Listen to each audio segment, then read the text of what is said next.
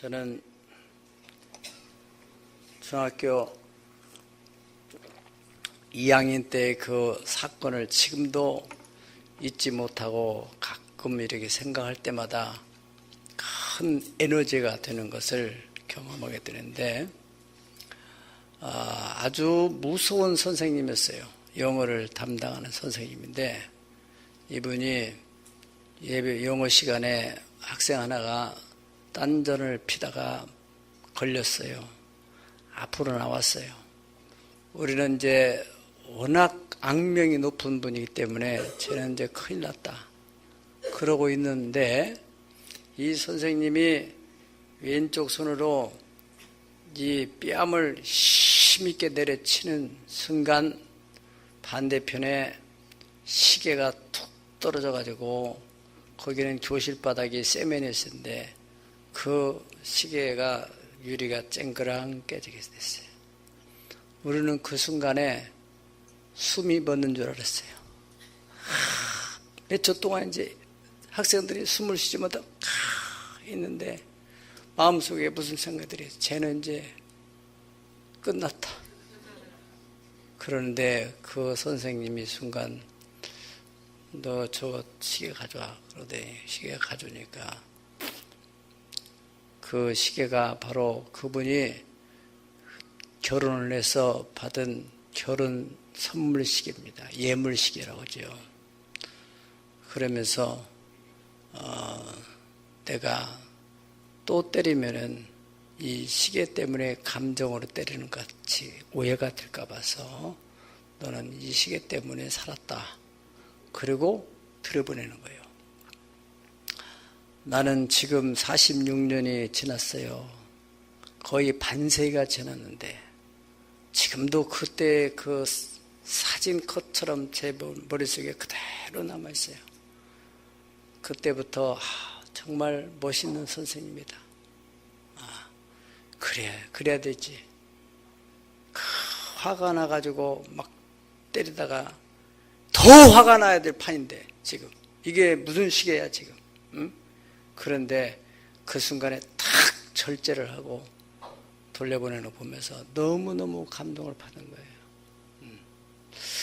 여러분, 우리는 보통 어떠한 분노가 생겼을 때 거기에 또 상응하는 일이 또 겹치게 되면 어떻게 됩니까?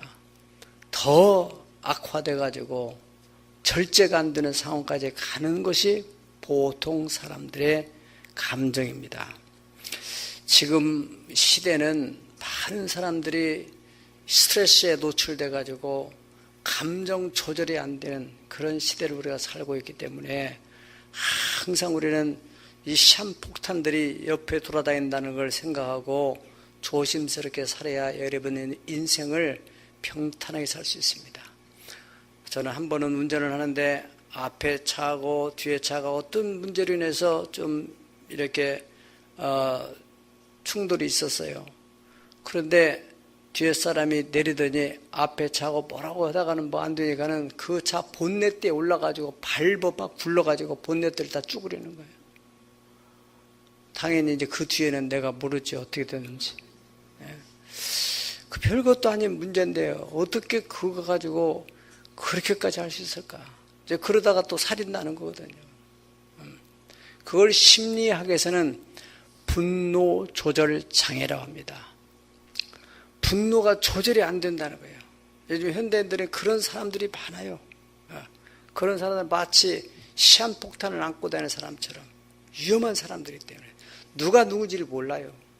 그래서 불특정적인 사람들에게 자기 감정도 없는데 어떤 분노가 어떻게 폭발할지 모르기 때문에 우리는 항상 조심을 해야 됩니다. 여러분들의 선의의 피해를 당하지 않도록 하기 위해서 당연히 우리 자신은 말할 것도 없이 잘 조절을 해야 되겠죠. 고급 승용차 보세요.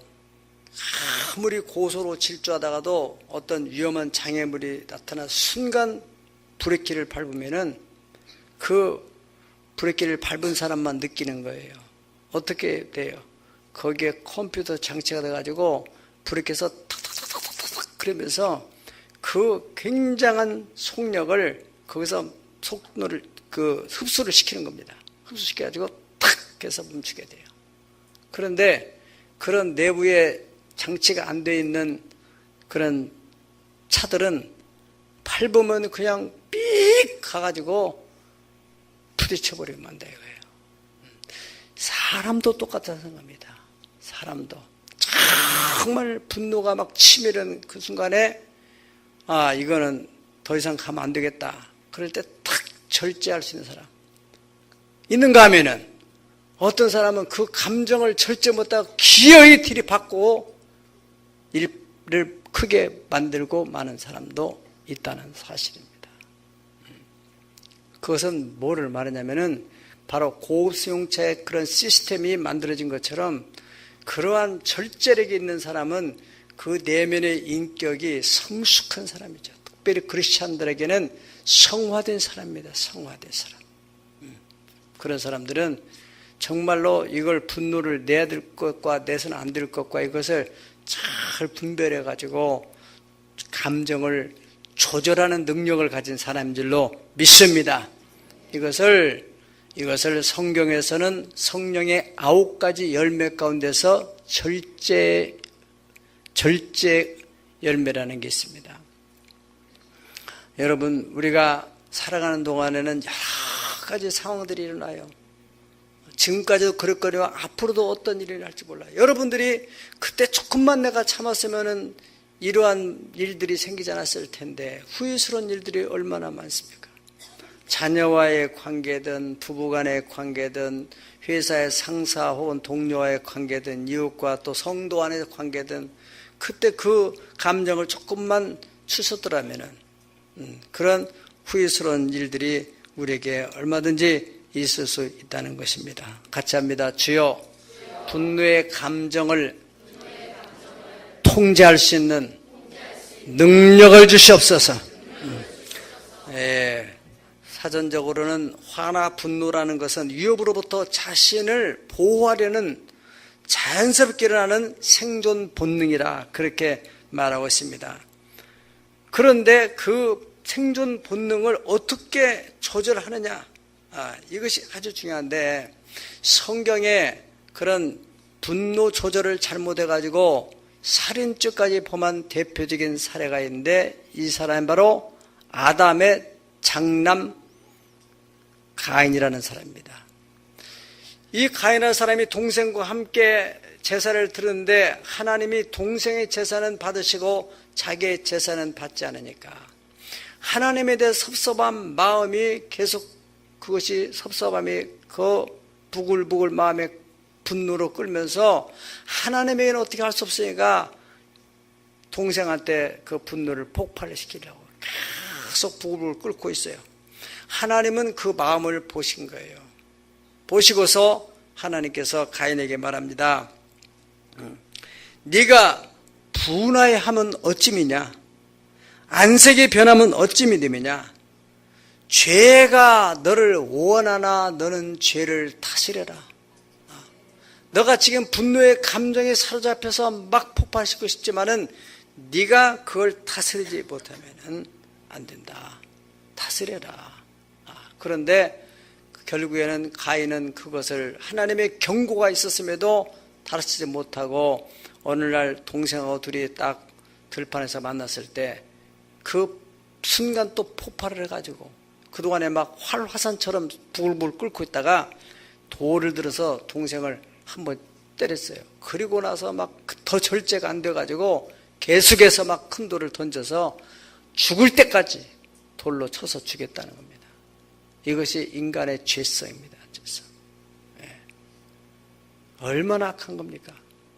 남도 아니고 자기 동생이고 자기 동생이 그렇게 자기한테 무슨 피해를 준 것도 아니고 하나님과 관계에서 예배드린 건데 우리 가운데서도 얼마든지 누구는 예배드리고 저렇게 은혜 받고 누구는 어떻게 이렇게 잘 되는데 나는 왜 그러는가. 그래서 하나님과 관계를 회복하려고 하지 않고 그 사람을 미워하고 그 사람을 증오하고 자꾸 시기하고 그러면서 더 나쁜 길로 가는 사람도 있을 수 있다는 것입니다. 또 한 예는 야곱의 아들 가운데서 시므온과 레위라는 두 아들이 있었어요. 세겜 족속들과 관계해서 자기 동생 디나가 성적으로 희롱을 당하고 이러한 일로 인해서 이 12명의 형제들이 다 똑같은 상황을 접했는데 이 두 형제가 유난히 막 분노 감정을 조절을 못해가지고 다 형제들 데리고 선동을 해서 결국은 세겜 족속들을 다 죽이고, 그리고 막 소, 말, 이 심줄까지 다 자르고 막 너무나 분이 막 폭받쳐가지고 그런 일을 하게 됐어요. 그 일로 인해서 이제 세겜 족속들이 주변에 있는 족속들과 연합을 해가지고 야곱의 식구들은 별로 두지 않으니까 몰살을 시키려고 하는 그런 위협을 느낀 거예요. 야곱은 아버지로서 이놈의 자식들이 그런 일들을 지금 이 딸 당한 것도 좀 속상하지는데 이 사건을 지혜롭게 처리하지 못하고 더 악화시키는, 그러니까 아버지 입장에서는 너무너무 긴장이 있는 거예요. 이제 우리 가족은 완전히 몰살되겠다. 그러고 하나님 앞에 매달리는 중에 하나님께서 빨리 베델로 올라가라. 그래가지고 하나님이 보호하셔서 베델로 무난히 피할 수 있었던 것입니다. 그러나 야곱의 그 마음속에서는 이 두 아들에 대한 섭섭함이 가시질 않는 거예요. 이는 머리속은 놈들. 어떻게 지금 상황이 어떤 상황인지 알고 그렇게 분노를 조절하지 못하고 그런 일을 벌였는가. 그래서 마지막 임종할 때 12아들을 축복하는데 이 두 아들을 저주를 하는 겁니다. 하나님이 그렇게 하시게 하는 거예요. 그래서 분노라는 무서운 죄입니다. 사탄이 사용하는 도구라는 사실을 꼭 명심해야 됩니다. 자, 여러분, 창세기 49장 6절을 다 같이 봅니다. 시작. 내 호나 그들의 모에 상관하지 말지어다. 내 영광 그들의 집회에 참여하지 말라. 그들이 그들의 분노대로 사람을 죽이고 그들의 혈기대로 소의 발목 힘줄을 끊었음이로다. 이게 바로 시몬과 레위에 대해서 야곱이 축복하는 것입니다. 얼마나 그 아버지의 마음이 상했으면은 그것을 평생 품고 있다가 마지막 임종 때 그렇게 하고 돌아가셨겠어요. 근데 그 후로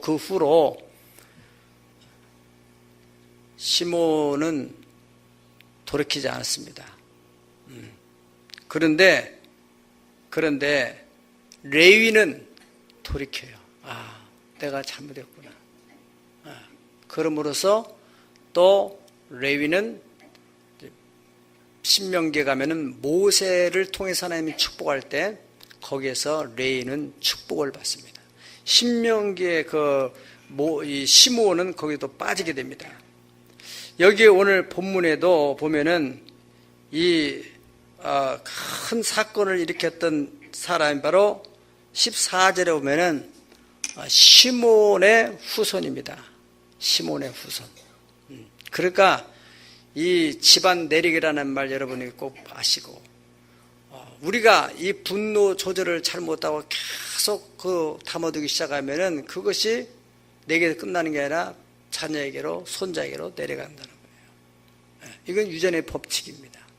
그러니까 여러분들이 부모로부터 내려왔던 거, 이건 아니구나. 그렇다면은 어떻게든지 그 문제를 극복해서 몸부림을 쳐야 돼요.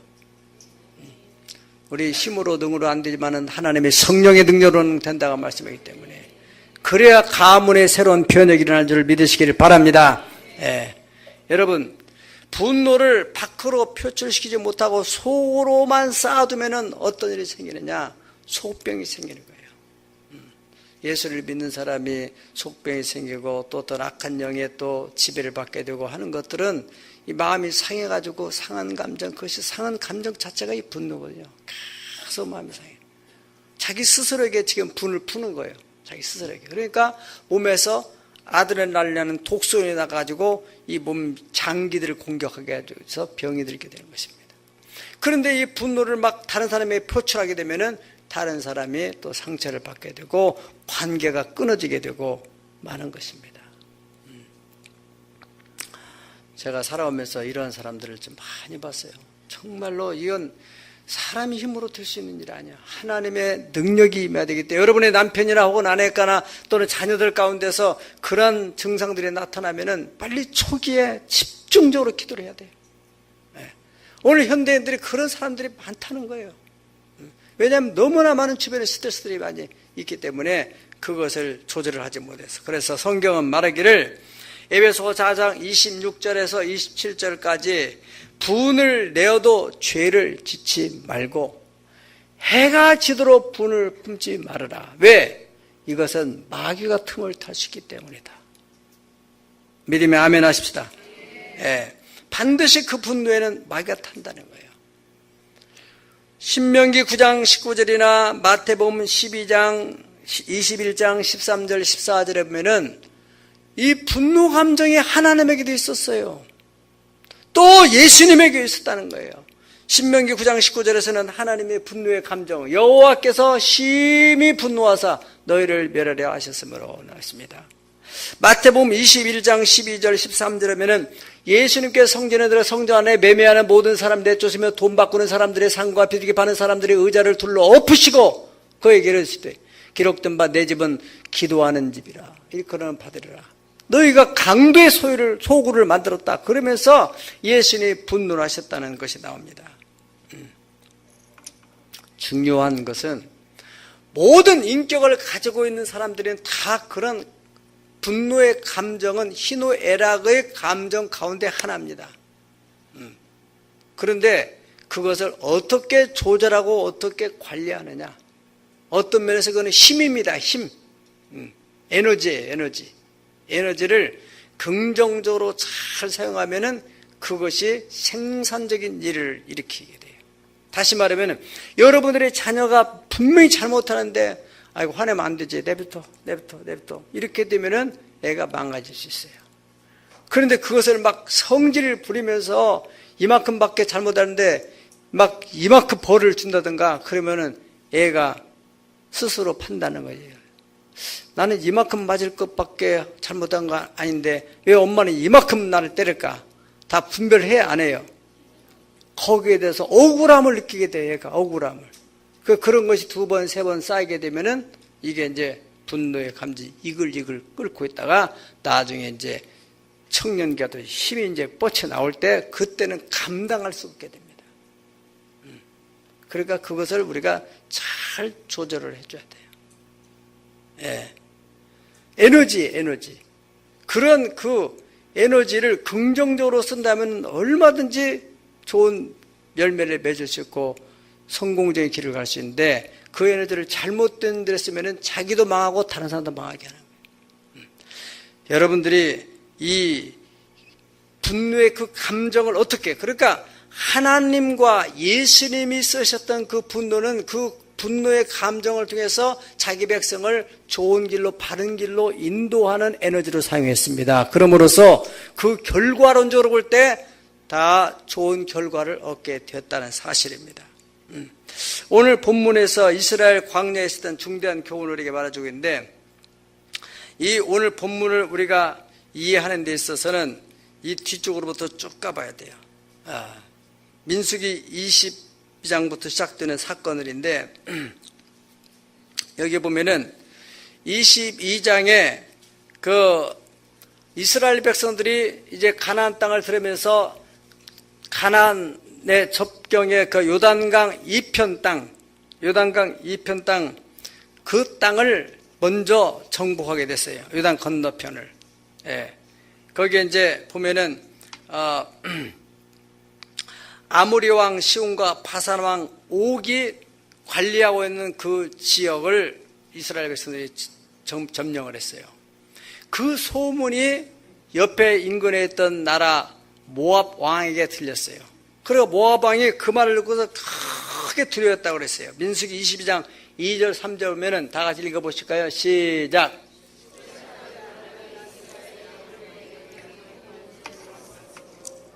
심히 두려워했으니 이스라엘 백성이 많음으로 말미암아 모압이 이스라엘 자손 때문에 번민하였습니다. 하나님의 강력한 능력이 함께하기 때문에 그 가나안 원주민들이 벌벌벌 떨었단 말이야. 자기가 생각에는, 모압 왕이 생각에는 바산 왕이나 또는 또 아모리 왕도 상당히 강한 나라의 왕인데 그 속수무책으로 무너지니까 자기가 위협을 느끼면서 이제 우리나라 또로 들겠구나. 그래가지고 두려움을 느꼈다고 해요. 이 사건은 나중에 소문이 어디까지 가냐면은 기생 라합에까지 들렸다고 그랬어요. 그러면서 가난 그 사람들이 당신들이 그 했던 일들을 우리가 들으면서 간담이 녹았다 그랬어요. 예. 그런 사건입니다. 그러니까 이제 모압 왕 입장에서는 이걸 어떻게 하나, 이거는 우리 힘으로는 안 되겠다. 그래서 이 사람이 이제 그 좀 전략을 짜게 된 건데, 이제 자기의 그 귀족들을 불러 모아가지고 우리가 어떻게 해야 이 위기를 모면할 수 있을까? 그랬더니 귀족들이 이거는 영적인 문제로 풀어야 된다. 그래가지고 거기에 이 발람이라고 하는 선지자를 돈으로 매수를 하게 됩니다.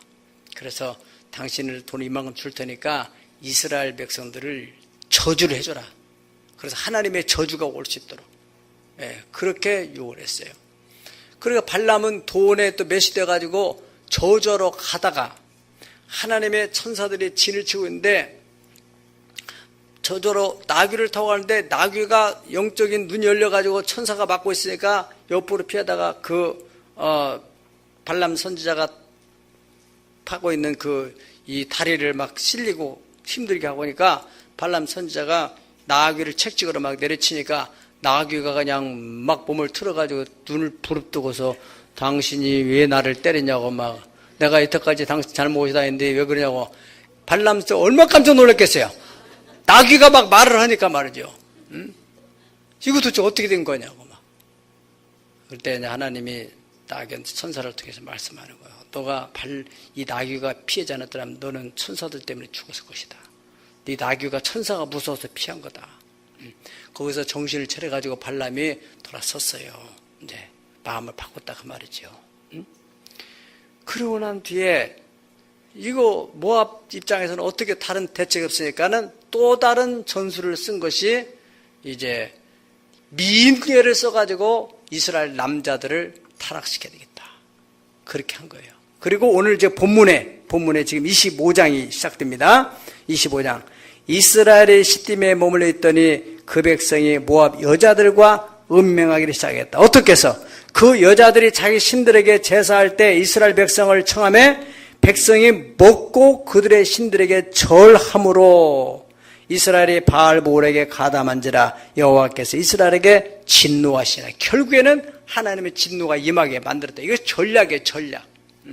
처음에는 발람 선자를 통해서 저주하게 만들려고 했는데 그게 안 먹히니까 이 사람들이 미인계를 쓰게 돼요. 자기들이 이제 제사할 때 이방 제사에 보면은 막 먹을 것, 막 마실 것 차득 준비하잖아요. 그리고 그들에게는 또 뭐가 있냐면은 여자들을, 이쁜 여자들을 골라가지고 거기에 이상 야릇한 옷을 입혀가지고 춤을 추고 막 그 분위기를 돋구고 그래서 막 또 술 한 잔씩 먹고 막 돌려가면서 먹고 나서 그 다음에 어떻게 해요? 그 다음에 이제 유혹을 하게 돼가지고 거기서 빠져들어간 거예요. 우리가 선교지 같은 데 가면은 그런 악한 영들이 있기 때문에요. 아주 예민하고 조심하지 않으면은 저희도 몽골에 8년 다니면서 그 사람들은 문화 자체가 술이니까 그리고 조금 성적으로도 문란하고 정말로 잘 관리해야 돼요. 동남아도 마찬가지고 어딜 가도 마찬가지인데 그 술이라는 것도 그냥 분위기 때문에 어쩔 수 없이 한 잔 마셨다. 한 잔으로 절대로 끝나질 않아요.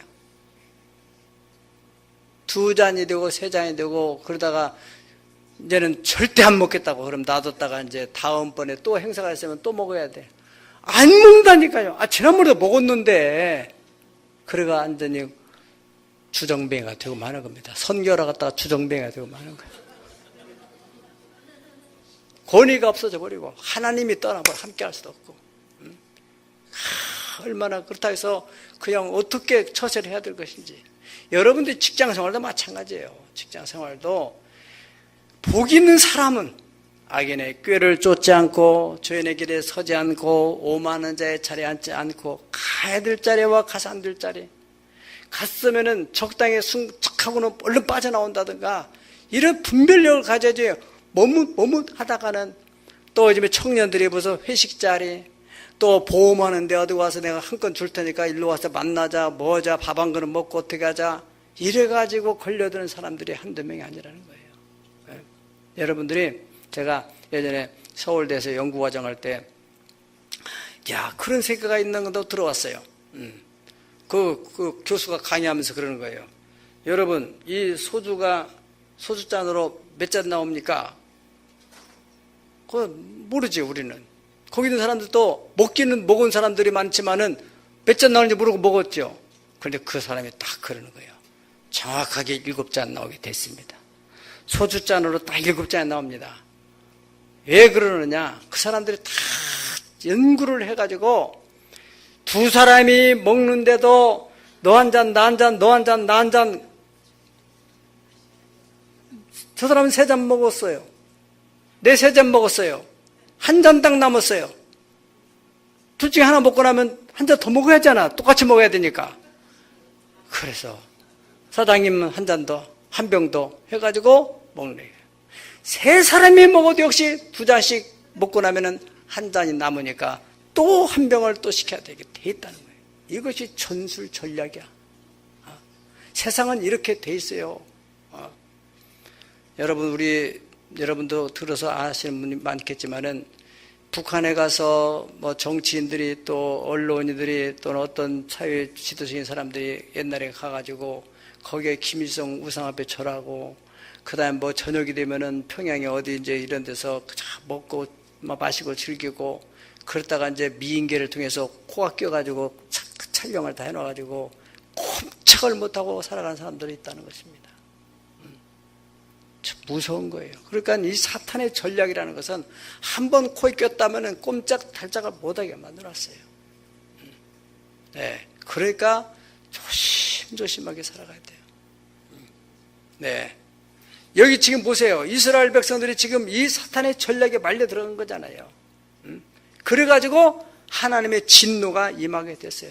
하나님이 연병으로 막 진노를 내리신 거예요. 그래서 고린도전서 10장 8절에 보면은 이 사건이 그만큼 중요하기 때문에 그 사건으로 해서 연병으로 죽은 사람들이 24,000명이 됐다. 그러므로 우리는 음행하지 말아라. 하나님이 음행을 이렇게 싫어하는 무서운 죄다. 그렇게 성경이 말씀하고 있습니다. 자, 여러분, 그래서 하나님께서는 하나님의 백성들에게 그 출애굽을 한 뒤부터 계속해서 반복하고 강조하는 것은 내가 거룩하니 너희도 거룩하라. 레위기 11장 45절, 나는 너희 하나님이 되려고 너희를 애굽 땅에서 인도하여 낸 여호와라. 다 같이 내가 거룩하니 너희도 거룩할지어다. 아멘. 하나님의 백성들은 거룩하기를 원하시는 거예요. 하나님이 당신이 거룩하시니까 너도 거룩해야 된다. 아버지를 닮아야 된다. 그렇지 않으면 하나님의 진노의 대상이 돼요. 거룩한 백성이 되면 하나님의 축복의 대상이 돼요. 과연 내가 하나님의 진노의 대상이 될 것이냐, 축복의 대상이 될 것이냐, 이것은 거룩이라는 것이 시금석이 되는 것입니다. 여러분, 이 이스라엘 남자들이 분별력이 없어가지고 거기 가서 가늠하다가 여자들의 꾀에 빠져서 먹고 마시고, 거기에 또 하나님께서 분명하게 십계명에 나 외에는 다른 신들을 섬기지 말고 절하지도 말고 만들지도 말고. 그런데 여기 보니까 2절에 보니까 그들이 먹고 그 신들에게 절함으로 바알보르에 가담됐다는 겁니다. 분별력이 떨어진. 그래서 하나님께서 모세를 통해서 거기에 참여한 지도자들을 다 불러다가 태양을 향해서 목을 매달아서 죽이라고 그랬어요. 그리고 재판관들에게는 거기에 가담한 사람들 다 색칠해가지고 다 사형에 처하라. 그렇게 말씀했습니다.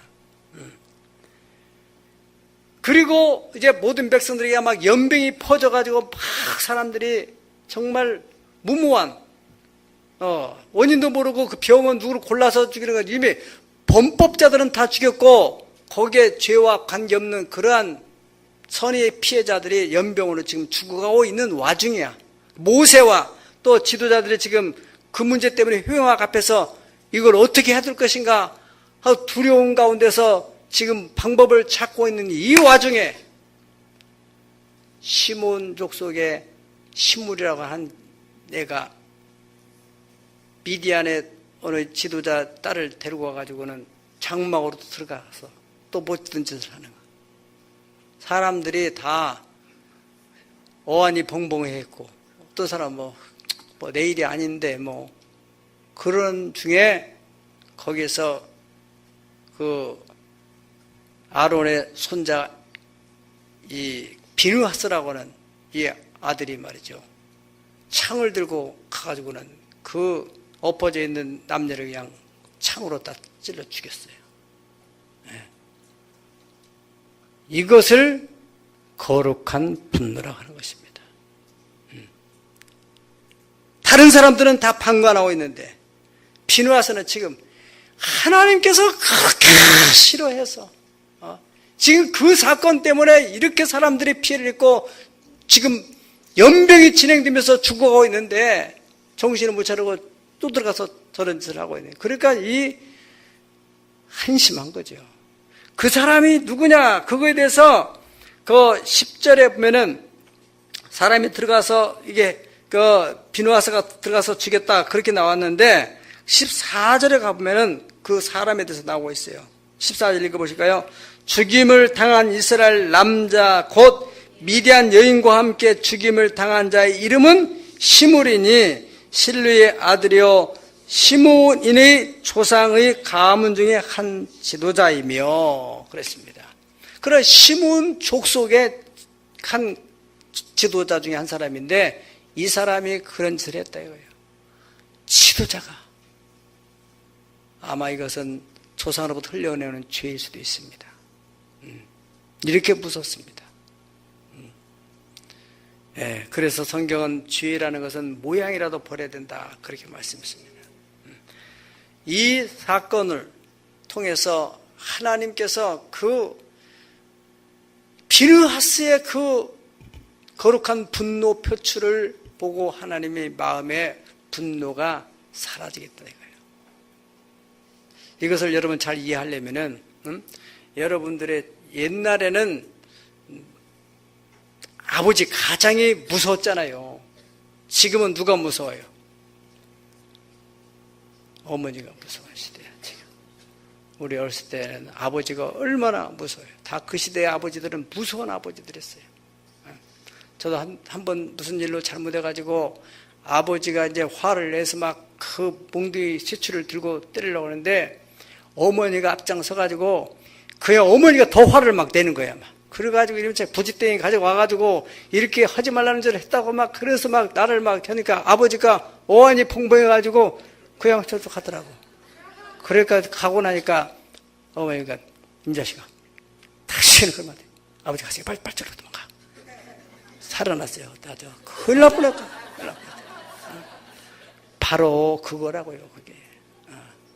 여러분들이 또 아내가 워낙 성질이 그런 사람이라면 남편이 먼저 선수를 쳐줘야 돼요. 그래야 애기가 살아남지. 그렇지 않으면 속상한 일들이 많은데 거기에 이제 플러스 돼가지고 이 아이한테 모든 것을 쏟아보면은 애가 문제가 생긴다는 거예요. 그게 바로 거룩한 분노야. 나는 분노날 일이 아니야 지금 내가 성질 낼 일이 아니야. 그런데 하나님의 그 마음을 읽어가지고 하나님의 분노를 거다 쏟아 붓는 거예요. 그러니까 하나님이 화를 내다가 그 비느하스 때문에 하나님께서 마음을 푸셨다는 거예요. 그게 바로 8절에 보세요. 8절 9절 이스라엘 남자를 따라 그 막사에 들어가서 이스라엘 남자의 그 여인의 배를 꿰뚫어 두 사람을 죽이니 연병이 이스라엘 자손에게서 그쳤더라. 그 연병으로 죽은 자가 24,000 계속 죽어가고 있는데 그 비누아스의 거룩한 분노로 인하여서 하나님이 연병을 딱 걷어버렸다는 거예요. 할렐루야. 얼마나 감사한 일이에요. 예.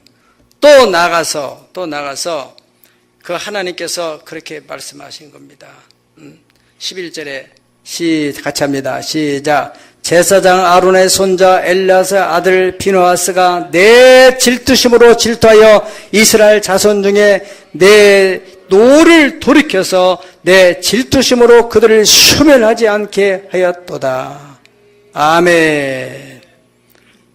그리고 나가서 하나님이 이스라엘 백성들의 죄를 다 사하시고 13절 그와 그 후손에게 영원한 재상 직분의 언약이라 그가 그 하나님을 위하여 질투하여 이스라엘 자손을 속죄하였기 때문이다. 이스라엘 자손들의 죄를 속함과 동시에 또 이 비느하스의 후손들에게 제사장의 가문의 영원한 언약을 허락해 주셨다는 것입니다. 사랑하는 여러분, 우리가 살아가는 과정 속에는 여러 가지 사건 사고들이 있습니다. 분노가 일어나는 데 있어서 이 분노를 내가 조절해야 된다는 것, 그리고 또 나하고는 전혀 관계없는 분노가 날 일이 아닌 특별히 교회 안에서 하나님의 영광과 관계되는 그런 일에 있어서 하나님을 생각하고 그러한 분노를 낼 수 있는 그런 사람이 바로 거룩한 분노라는 겁니다. 이 분노, 질투, 열정, 또 열심 이런 것들이 원어는 똑같은 단어입니다. 그러니까 어떤 에너지. 예. 그래서 그 에너지를 통해서 하나님의 일을 성취한다는 거예요. 성경에 보면 예후라는 사람이 나오는데 예후가 하나님으로부터 미션을 받았을 때 그 이세벨을 이제 처리하는데 누구도 할 사람이 없어. 너무너무 강한 사람이기 때문에 그걸 처치할 엄두가 안 나는 거예요. 하나님께서 왼손잡이 예후에게 오다를 줬어요. 선자를 통해서. 그러니까 예후가 그 일을 시작하는 것입니다. 그러면서 여호와를 위한 나의 열심을 보라. 아멘. 다시 말하면 거룩한 분노. 이세벨이 그렇게 못된 짓을 하는데 다른 사람들은 다 그냥 방관하는 거예요. 어떻게 할 수도 없고. 그런데 거기에 이 예후라는 사람이 나가서 그런 일을 하는 것입니다. 그래서 말하자면 해결사 역할을 해서 해결을 친. 그러므로 하나님께서 예후의 가문을 왕가로 축복해 주시는 내용이 성경에 기록되어 있습니다. 엘리야나 또 엘리사나 이런 사람들은 다 거룩한 분노를 가지고 있는 사람들이 있어요. 여러분 어떤 면에서 우리가 전도하고 저 불쌍한 영혼이 사탄에 끌려가는 그 부분에 대해서도 거룩한 분노를 가진 사람만이 거기에 가서 그 사람을 끌어낼 수 있는 거예요. 하나님의 심정을 가진 사람, 하나님의 형상대로 지음받은 백성이 저 지옥으로 끌려가는 것을 견딜 수가 없는 그러한 분노감이 있는 사람들이. 이 시대는 세상적이고 욕망적인 그런 분노로 사람들이 가슴이 끓고 있지만은 거룩한 하나님의 뜻을 이루려고 하는 그런 분노가 없는 시대 속에 우리가 살아가고 있습니다. 내일이 아닌데. 그런데 여러분들이 오늘 하나님께서 우리를 향해서 하시는 말씀은 다 그저 방관하고 있는 그 상황, 또 어찌할 수 없는 그런 상황에서 비느하스가 순간적으로 이것은 아닌데, 지금 이게 어떤 상황인데 하나님의 그 마음을 읽어낸 거예요. 그 순간에 창을 들고 와서 그 순간적인 그 분노를 폭발시키는 그것을 하나님은 너무너무 마음에 그 상한 마음이 회복이 됐다는 것입니다. 그리고 그에게 말씀하는 거예요. 그 사건, 그 당사자 문제로 볼 때는 안 된 일이지만은 그 당사자 이 일로 인하여 원인을 제공한 이 사람으로 인하여서 지금 선의의 피해자가 전혀 관계가 없는 2만 4천여 명이 죽어가고 있다 이거예요. 계속해서 죽어가고 있는 그 문제를 차단을 시킬 수 있다는 거예요. 뿐만 아니라 더 나아가서 그 후손들이 잘한 것도 없고 못한 것도 없는 그 후손들에게 평화의 영원한 언약의 축복을 주겠다는 것입니다. 사랑하는 여러분, 우리 인간 안에는 이 분노의 감정이 누구에나 있습니다. 여러분 가슴속에도 지금 어떠한 섭섭함 때문에 계속적인 분노가 끓어오르는 사람도 있고 그걸 제재 못하고 또 그런가 하면은 나하고 전혀 관계없는 일로 그냥 태평하게 누리는 사람도 있고 우리 마음속에 있는 정말로 하나님의 축복된 사람은 하나님의 심장을 가지고 있는 사람입니다. 하나님의 지금 민족을 향해서 애타는 심정이나 열방을 향해 애타는 심정이나 교회를 향해서 애타는 그 심정을 가지고 있는 사람, 여러분 안에는 지금 어떠한 분노가 자리 잡고